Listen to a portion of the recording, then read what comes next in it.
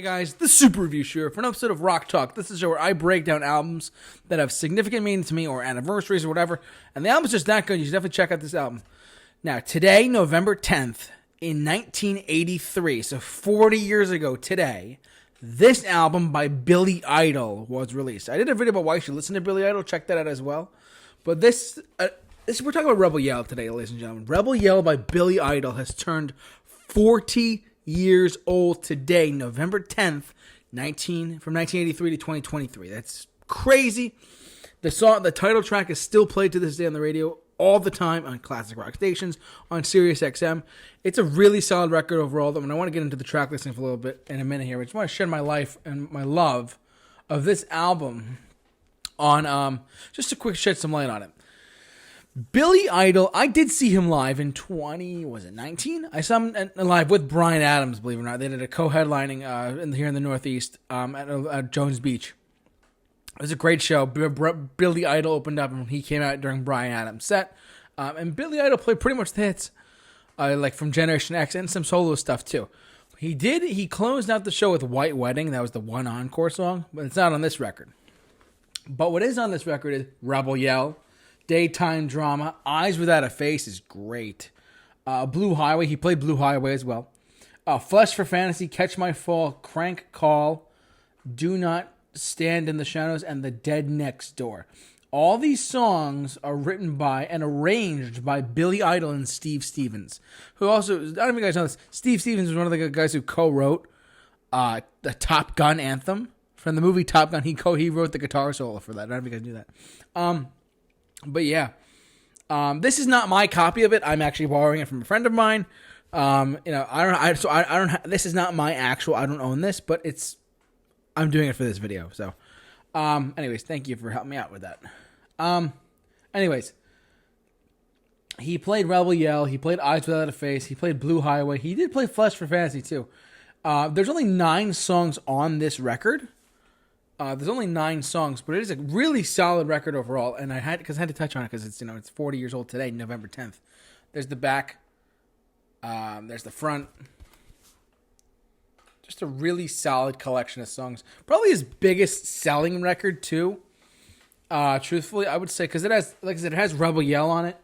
It has Eyes Without a Face, and those are 2 big chart hits. I think '84 they charted really high. Because it came out today in November, so it took a couple of months for them to go up the Hot 100, and so by '84 they were charting. Flesh for Fantasy is a good track too, as I said. Blue Highway is a nice deep cut. Blue Highway is a really nice deep cut, actually, on this record. I really like that one quite a bit. But yeah, it's a really solid record overall. And the fact that it turns 40, like I said, I had to touch on it because it was like now or never, you know what I mean? Billy Idol is still going strong. I believe he's doing some Vegas residency dates. I'm not sure because right now it's November of 2023. He might be doing stuff into 2024. I'm not sure. If you have the chance to see him live too, he's a really great performer. He does a lot of really great.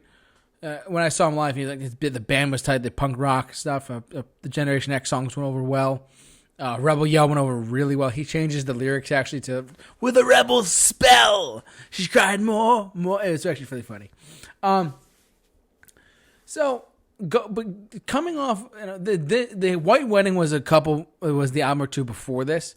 I think the album right before it actually. It was 82, if I'm not mistaken. It was White Wedding. Then 83 was this album, and 84 they had Billy Idol with Rebel Yell. Funny story about Rebel Yell. I'm wearing a Rolling Stones concert t-shirt, and it actually ties into what we're talking about today. Rebel Yell, the phrase. You can go on Wikipedia and look this up too. So I'm not sharing like super crazy new information, but it's just the truth. The song came about because he was doing some stuff with the Rolling Stones. Believe it or not, he's hanging out with Mick Jagger, hanging out with Keith Richards, whatnot. And it turns out that he was listening.